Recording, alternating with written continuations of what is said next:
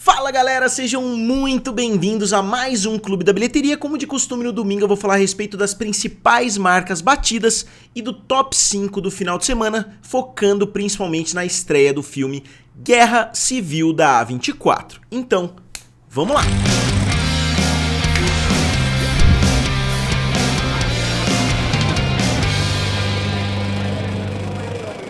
Então pessoal, eu sou o Felipe aqui do canal Triplo F, também lá do canal Guerra dos Streamings. Eu acabei de lançar um vídeo novo por lá também. Eu fiquei cerca de uma semana afastado dos dois canais por diversos motivos. Veio uma onda de pessoas, com dengue na minha empresa, então eu acabei tendo que fazer um trabalho dobrado, até triplicado em alguns dias. Acabei saindo muito tarde, algumas coisas também, na minha vida pessoal, que eu acabei não tendo tempo de gravar, mas agora eu voltei, eu vou voltar com força total nessa próxima semana.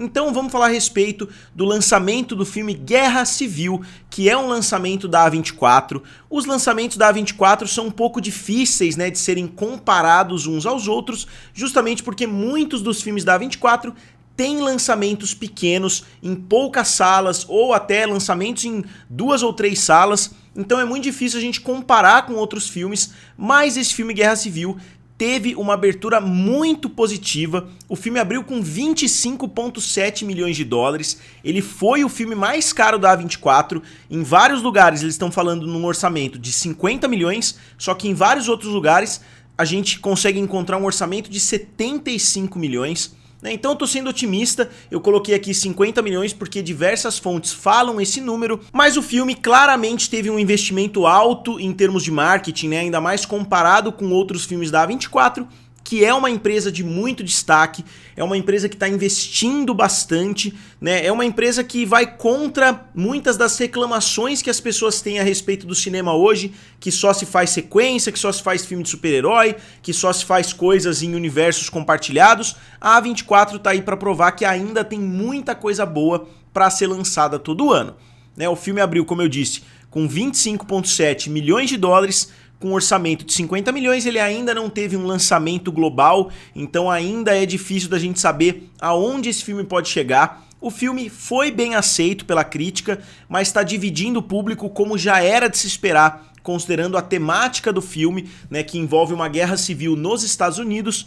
Então o filme tá indo num bom caminho, não é excelente, como eu falo sempre para vocês aqui. O ideal é que um filme já no seu primeiro final de semana consiga chegar pelo menos o seu orçamento. Então o filme tem um orçamento de 50 milhões ou mais, então ele deveria ter chegado na casa dos 50 milhões, só que ele ainda não teve um lançamento internacional. Então, se o filme tivesse sido lançado no mundo inteiro de uma vez, talvez ele tivesse chegado mais próximo dessa marca de 50 milhões. E como eu falei, os filmes da A24, normalmente têm lançamentos mais curiosos, não tem lançamentos tão convencionais, então eu não duvido que esse filme venha a ser muito bem sucedido. E aqui eu fiz um quadrinho com 5 filmes mais bem sucedidos da A24 internacionalmente, começando por Everything Everywhere All at Once, que é o filme que ganhou o Oscar do ano passado, de 2022, ganhou em 2023, mas foi lançado em 2022.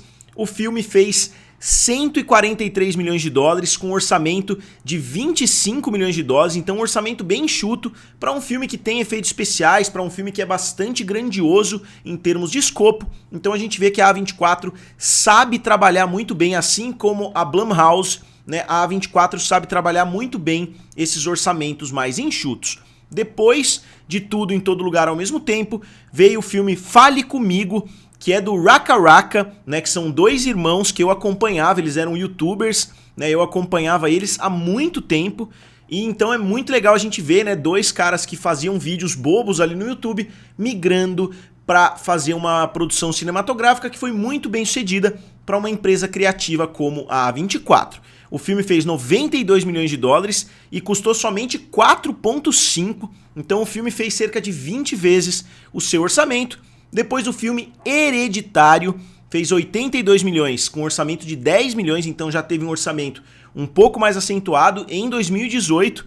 Depois Lady Bird, A Hora de Voar, fez 79 milhões, com um orçamento de 10 milhões, o filme é de 2017. E finalmente Moonlight, Sob a Luz do Luar, o filme fez 65 milhões de dólares, com um orçamento de somente 1,5 milhão de dólares. Então um orçamento muito baixo, né? E é um filme que acabou saindo, né, como o melhor filme. Vocês podem reparar que nessa lista tem 2 ganhadores nesses últimos anos, Moonlight e o Tudo em Todo Lugar ao Mesmo Tempo. Mas resta a gente esperar agora os próximos finais de semana pra gente ver se o filme vai continuar tendo uma corrida boa ou se ele vai ter uma queda drástica daqui pra frente. Considerando que o filme tá sendo divisivo, né, entre o público, é difícil saber o efeito que isso vai ter nas bilheterias.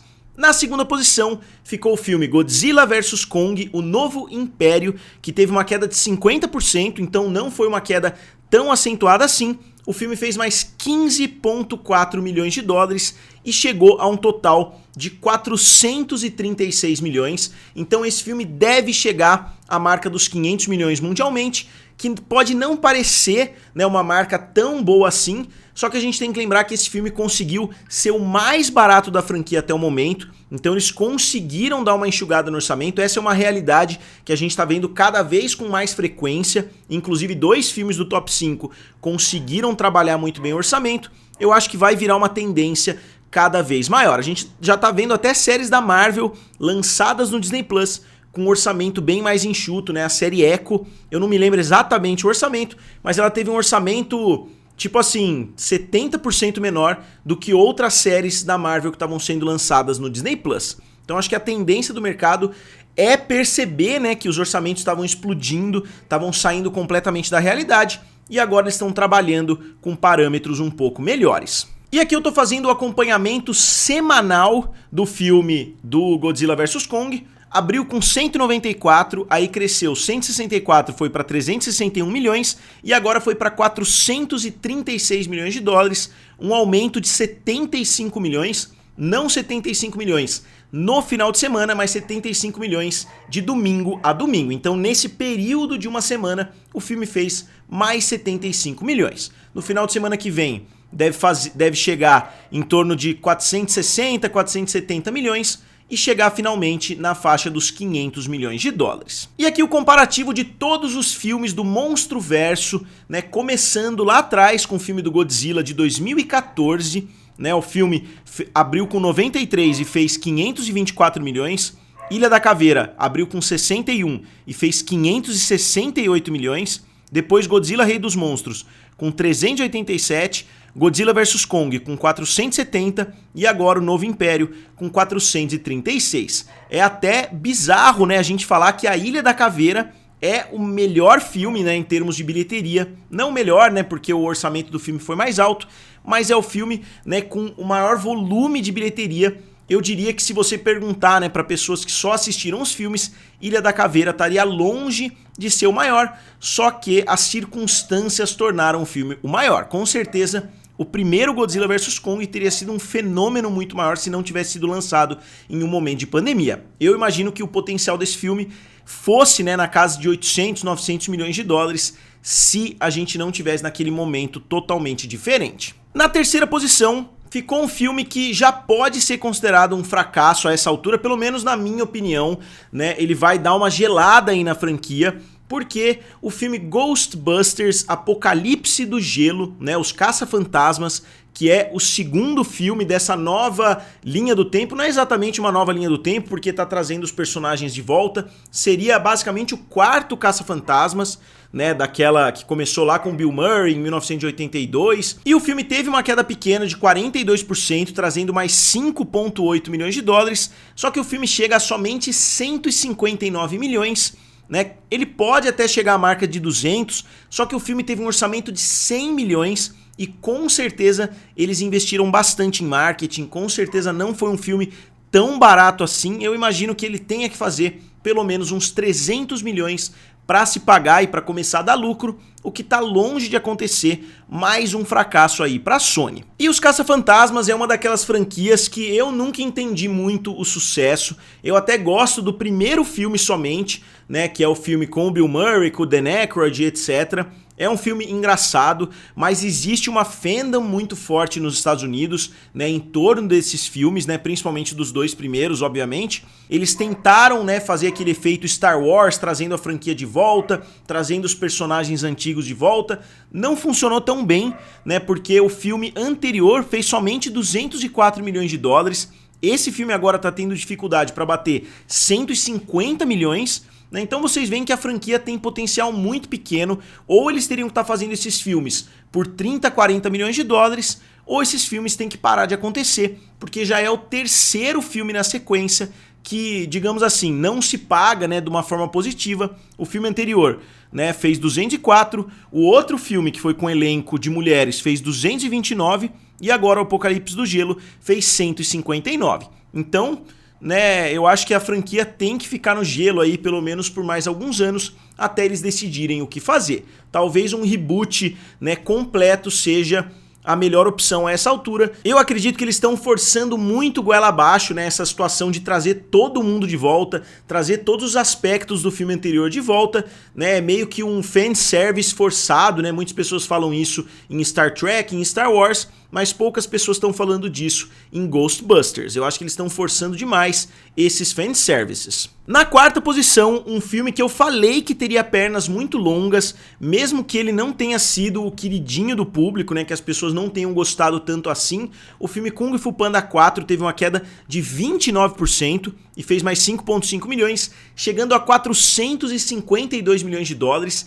Isso tudo com um orçamento de somente 85 milhões. Enquanto a Disney está gastando 200 milhões aí por filme, as outras empresas já acordaram, né, para essa situação dos orçamentos e já estão gastando muito menos do que isso. A Illumination Entertainment é famosa por gastar menos de 100 milhões na maioria dos seus filmes. Não que o Kung Fu Panda seja da Illumination, mas eu estou dizendo que as outras empresas já estão arrumando soluções criativas para diminuir. Obviamente nem se compara, né, a qualidade, por exemplo, de A Vida Secreta dos Animais e de um Zootopia da vida, não dá nem para comparar, né, a qualidade da animação.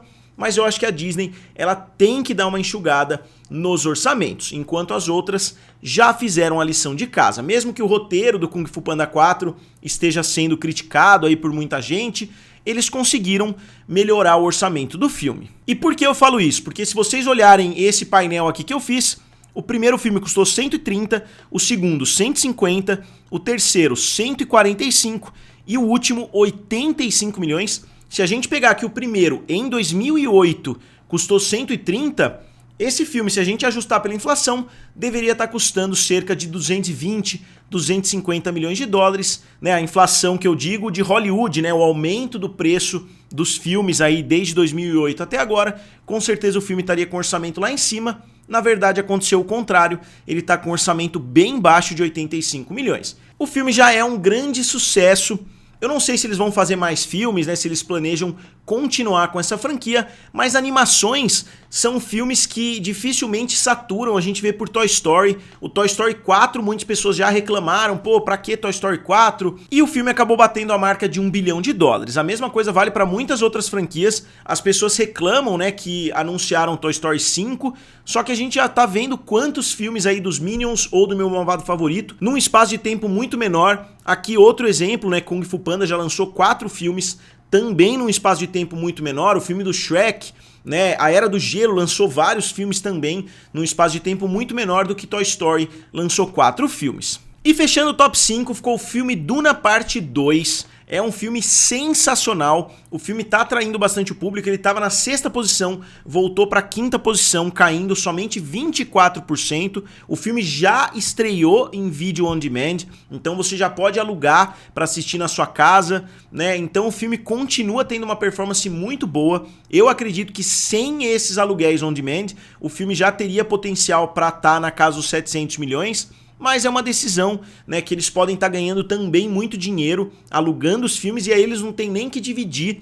né, meio a meio ali com as salas de cinema. Obviamente eles têm que pagar o Google, têm que pagar a Amazon, né, qual seja a empresa aí que está alugando o filme pro espectador, mas obviamente é uma divisão um pouco melhor pro estúdio, do que as salas de cinema. O filme chega a 683 milhões de dólares, então tá bem próximo da marca dos 700 milhões e deve bater já nos próximos dias, ou até hoje mesmo outros números podem entrar e o filme pode ultrapassar essa marca dos 700 milhões. Então, no comparativo, né, com o filme anterior, o primeiro filme fez 433, o segundo filme fez 683 milhões de dólares. Um resultado muito bom, né? Ele já ultrapassou seu antecessor por 240 milhões. E o filme que saiu do top 5 foi o filme A Profecia, que chegou à marca dos 35 milhões, ou a primeira profecia, né? Chegou à marca dos 35 milhões, com um orçamento de 30 milhões, então o filme